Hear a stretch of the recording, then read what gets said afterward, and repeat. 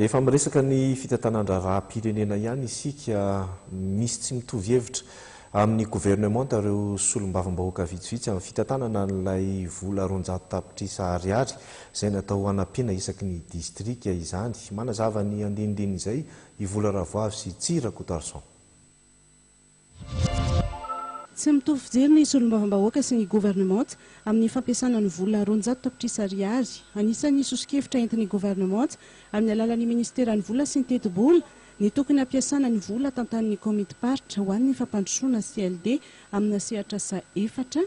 Ny 50 millions d'ariary zany ho an'ny adduction d'eau potable, 50 millions d'ariary ho an'ny piste na création na entretien, ny 50 millions d'ariary ho an'ny immobilier sy matériel informatique, ary ny 50 millions d'ariary anaovana recherche zany hoe anaovana recherche mahakasika an'izay projet eritreretina ho réaliser.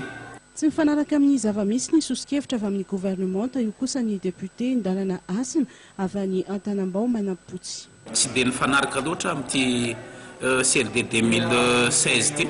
fa no ny amena moa satria efa miditra amin'ny deuxième semestre atsika taorina an'le nanaovana an'le loi des finances rectificative dia nataony fanjakana izay ampivoaka an'le izy dia nanaiky zany izay nefa mbola misy ihany ny adivarotra nataonay eo anivon'ny primature mba mangataka mba hanaovana gymnastika kely mifanaraka amin'ny fampiasana ny vola io fa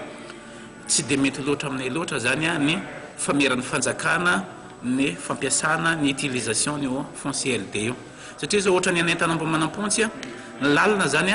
tena ny 50% moatra 50% ny etretinay zao ny anamboarana lalana satria lalina ny tena problème ny Antanambao Manampontsy. Manoloana io tsy fitovy fijery io misy ny fanantonana ataon'ny branche ny antenimieram-pirenena amin'ny ministeran'ny vola sy ny teti-bola.